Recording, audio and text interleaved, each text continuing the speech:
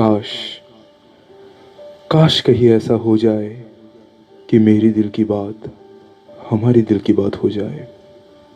काश काश कहीं ऐसा हो जाए। हाय, वेलकम टू कहानी वाला। आज जो कहानी मैं आपको सुनाने जा रहा हूँ उसका नाम है काश। काश ये कितनी सारी बातों को जिंदा रखती है। काश इसमें छुपी हुई है आस। कुछ ऐसा ही होता है जब विश्वा अपने कॉलेज के विश्वा में वापस जाता है और काश की आस में खो जाती है। बात है एक सर्दी वाली शाम की, जब विश्वा अपने जॉब से वापस आती है, कमरे में अपनी बैग रखती है और सोफे में अपने आप को बिखेर देती है। उसका हस्बैंड कुछ 3 हफ्तों से बाहर था, तो हर शाम का आलम बिल्कुल ऐसा ही होता था। थके हारे जॉब से वापस आना, अपने आप को सोफे में रख देना, खुद के लिए चाय बनाना और फिर घंटों भर फेसबुक इंस्टाग्राम की वॉल पे खुद को या किसी और को देखते रहना। लेकिन उस शाम उसको चाय पीते पीते ये ख्याल आया कि आज थोड़ी काम किया जाए, कमरे की साफ सफाई की जाए, क्योंकि वैसे तो काम की वजह से फुर्सत मिलती नहीं थी, और जब फुर्सत मिलती थी तो वो धूल मिट्टी देख के वो हिम्मत हार जाती थी। पर आज कुछ ऐसा था कि भाई, आज ये कमरे की साफ सफाई तो करनी ही है। तो बस उसने चाय की 2 घुट लगाई और चली गई स्टोर रूम में। स्टोर रूम में जैसे ही वो एंटर हुई ना, तो उसकी नज़र पड़ी सबसे पहले उस बैग पे, उसकी कॉलेज वाली बैग पे, कि जो उसकी, ऐसा कह सकते कि जन्म जन्म का साथी थी।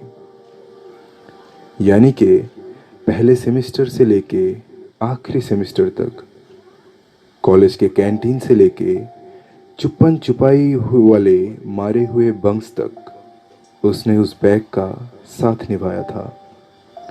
वो बैग देख के ना, उसके चेहरे पे एक अलग ही मुस्कान थी।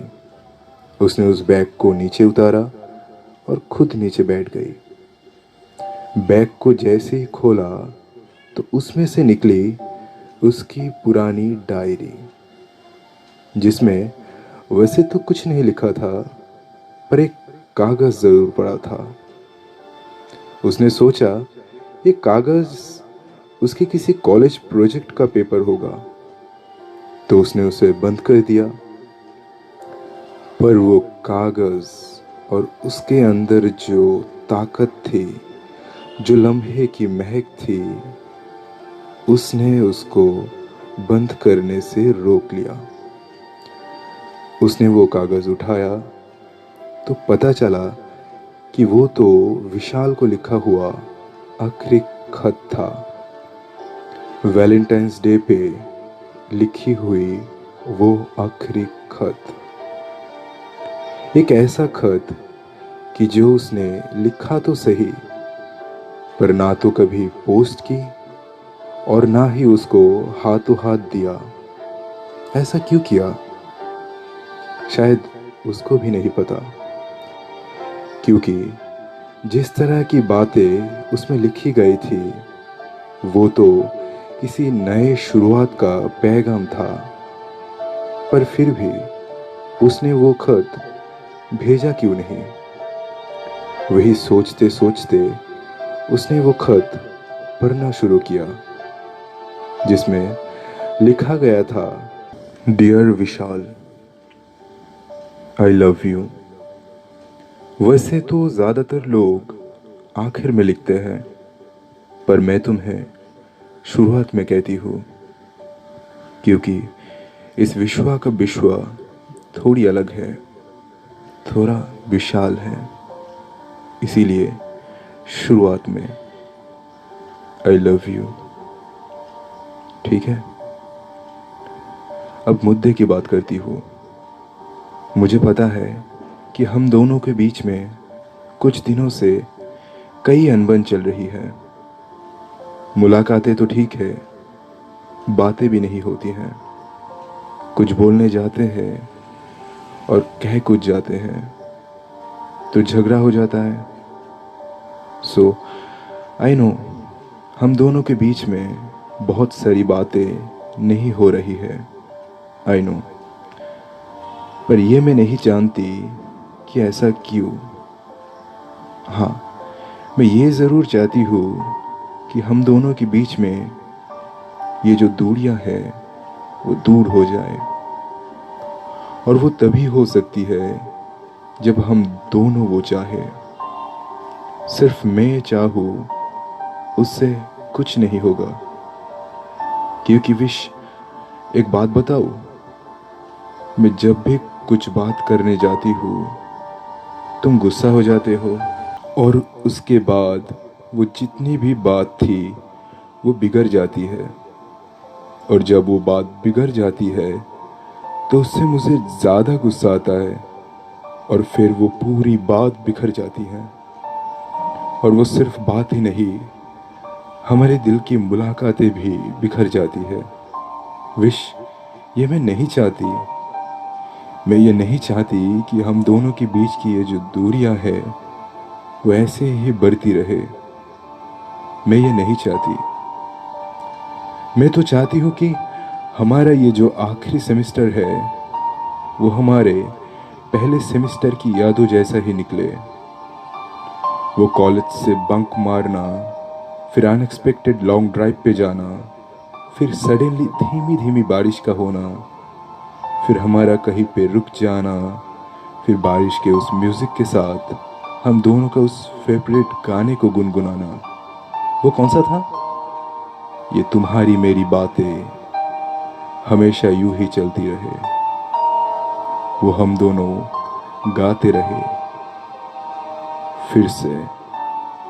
और फिर हम दोनों के बीच में ये जो दूरियां है वो नज़दीकियों में पलट जाए। फिर वक्त वही पे थम जाए। मैं वही वक्त वापस से जीना चाहती हूँ। और वो सिर्फ तभी जब तुम मेरे साथ हो। जब तुम मेरे साथ जीना चाहते हो तभी ये हो सकता है।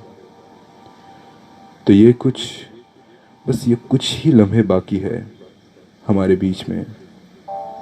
अगर तुम चाहो तो हम फिर से जी सकते हैं। फिर से एक हो सकते हैं।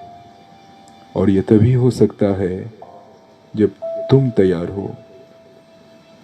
तो तो बताना ज़रूर। इस खत में ना पूछे गए सवाल का जवाब देना ज़रूर। तुम्हारी और सिर्फ तुम्हारी वी। अपना ख्याल रखना। नम आंखों के साथ विश्वा ने वो खत पढ़ा, बंद किया और डायरी में रख के कमरे से बाहर आ गई। वो जैसे ही बाहर आई ना, पता नहीं कौन सी इमोशन का वो रस था जो उसको घेर बैठा। उसको लगा कि शायद बहुत देर हो चुकी है, पर इतना भी तो देर नहीं हुई ना कि मैं उससे बात भी ना करूं। एटलीस्ट उसको इतना तो कह दूं कि आज कुछ ऐसा हुआ है कि जिसकी वजह से उसको मैं बहुत मिस कर रहा हूँ। उसको फ़ोन लगा दूं क्या? फ़ोन नंबर तो उसने ब्लॉक करके रखा हुआ है। फेसबुक फेसबुक पे सर्च करती हूँ। Let me just tell him that I miss him. Vishwa अपने फेसबुक पे सर्च करती है विशाल शर्मा को। देखती है विशाल का वही चमकता चेहरा, लाइक अ रॉक स्टार। वही उसका रॉक स्टार। उसका प्रोफाइल वही पे था। वो मैसेज करने जाती है, तभी वो देखती है कि नीचे बहुत सारे लोगों ने विशाल को टैग किया हुआ है अलग अलग पोस्ट में। वो सारी पोस्ट पढ़ना शुरू करती है, जिसमें सबसे पहली पोस्ट होती है उसकी बेस्ट फ्रेंड की, जिसने लिखा हुआ है, hey bro, we really miss you. तू बहुत दूर चला गया है, हमें पता है। हो सके तो वापस आ जा। We really miss you. Rest in peace. Vishal, we really miss you. उस वक्त तो विश्वा ने देर की थी या नहीं की थी नहीं पता, पर इस बार सच में देर हो गई थी।